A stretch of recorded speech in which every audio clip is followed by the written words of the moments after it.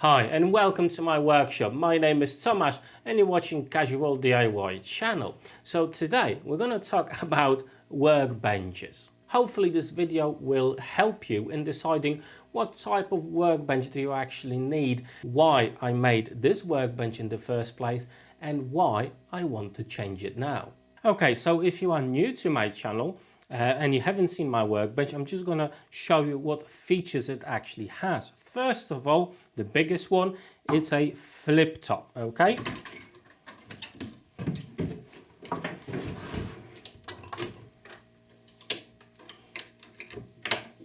Super easy to access my miter saw, and it's a great storage. And I just use this facility all the time. I don't actually need a fence for my miter saw. I just never found a need for it. However, I've got some T-tracks on either side of the miter saw. That gives me the ability to do to put some stop blocks, anything like that. So if I've got repetitive cuts, that is absolutely perfect for it, okay? Now, the reason I've actually went this route to have the flip top here, straight away I've got support on each side, so I don't have to have a separate station for the miter saw. Now my miter saw is actually massive, okay? At full extent, full reach, we've got 90 centimeters. So that's 90 centimeters of space I would have to find somewhere to accommodate for this miter saw.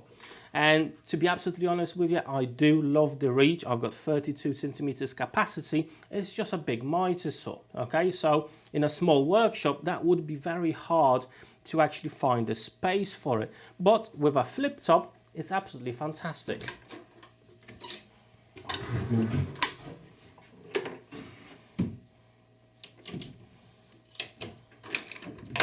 And as the miter saw is not used, I've got a massive working space on my workbench.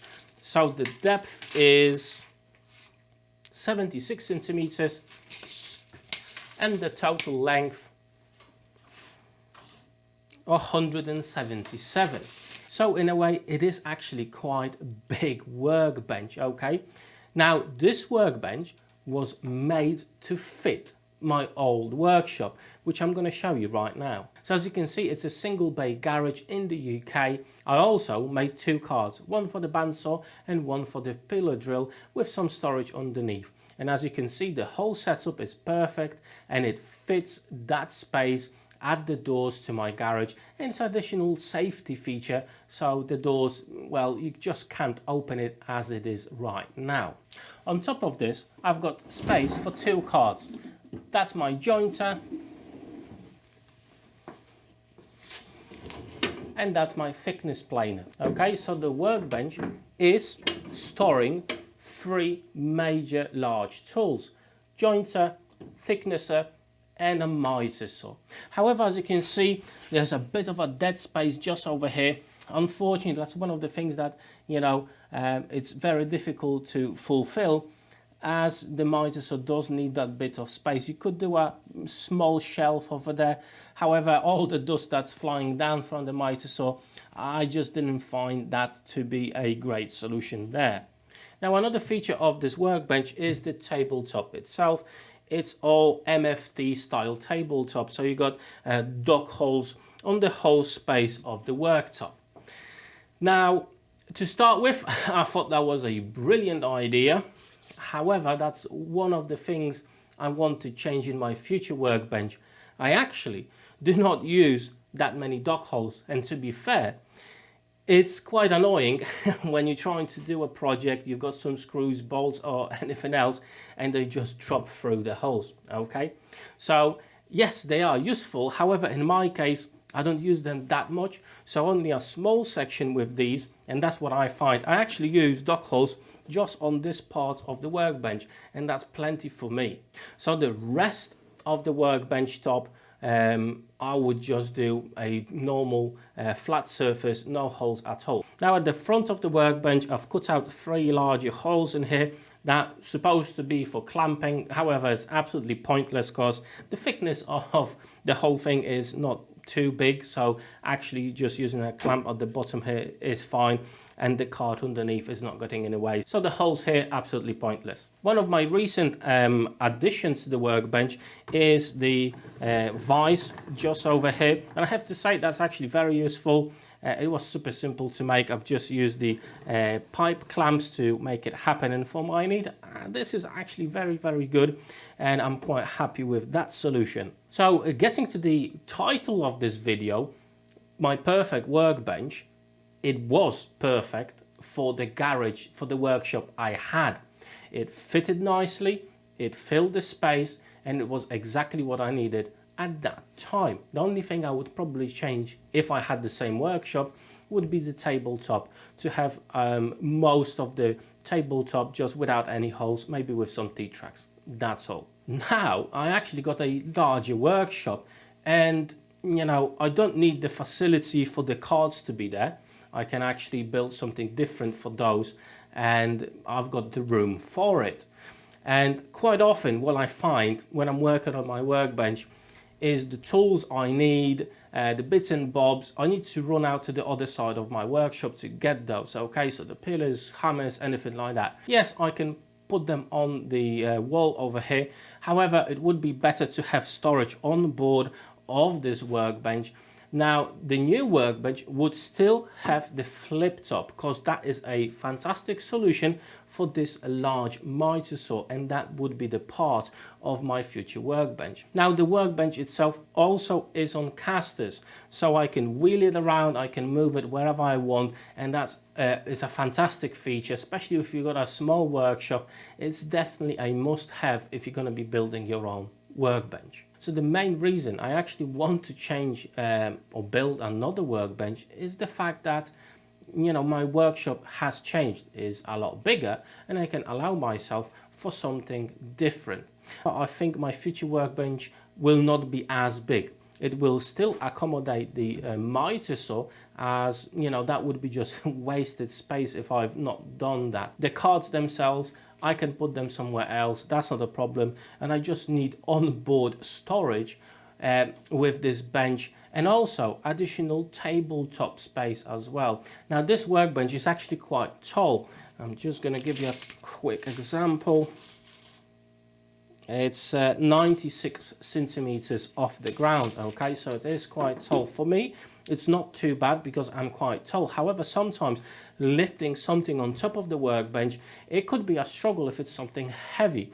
So I would definitely lower that down a little bit.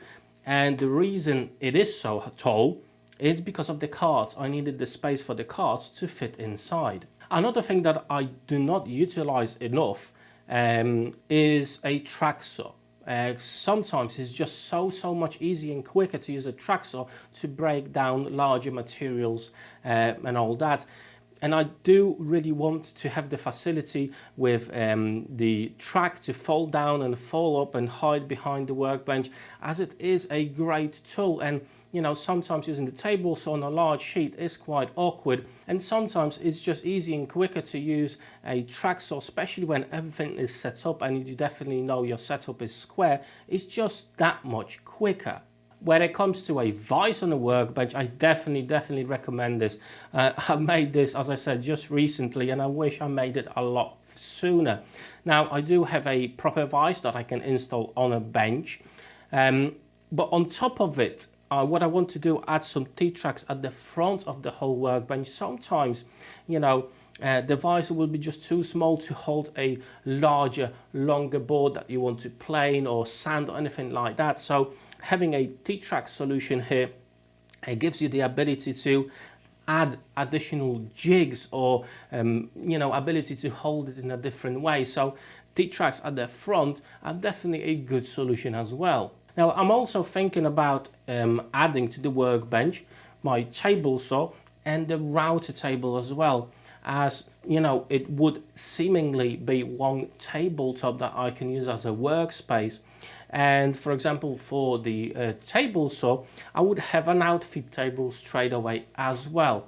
So that's one of the things I want to add to my workbench, or change in a way. So the space that's currently being taken by the table saw, that would be storage for the cards underneath that I can actually build up right to the ceiling with some clever storage solutions for it. So I'll still have the card, I can utilize the verticality of my workshop and create some sort of a cabinet that goes right up to the ceiling, and I will have plenty of storage inside plus space for the cards down below. So the whole purpose of this video is to point out that you don't have to build a workbench that you've seen somewhere on the internet and a YouTuber made and it looks absolutely fantastic.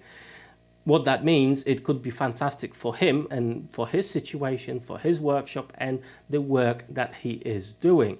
It may not actually suit you. So think of what work you've got, what space you've got, and try to accommodate your workbench to those things. Now, as I said, this workbench was absolutely perfect for me in my old workshop. However, now I've got different needs and I actually do a little bit different types of work and I need a different workbench. If you've got a very small workshop, think about putting casters on your workbench. How big it needs to be. Can it have foldable tops to save the space on it? Does it need to have some extra storage for the tools to make sure you can cram as much things into the space of the workbench and not to have any dead space in it? Think if you need a lot of dock holes, or do you actually need a flat surface, or maybe D-tracks will do the job for you as well. So it's all those things that you need to consider, but think about the line of work that you do now and you're thinking of doing in the future, so you can, you know, future-proof a little bit. So if you are thinking about building your workbench, I hope I gave you a bit of food for thought and maybe directed you in the right path. I know I am, and I've been debating in my mind what to do with it next, and I'm starting to actually put plans together to build a new workbench, which I hope you're gonna see in the near future. Now, if you want to see a video of making this particular workbench or the cards, anything else, I'm going to drop a few links for you down below in the description of this video. If you're interested in different type of projects that I do around my workshop, jigs and all that, there's a really good playlist just over here. Go and click that and I'll see you on those videos there. Take care.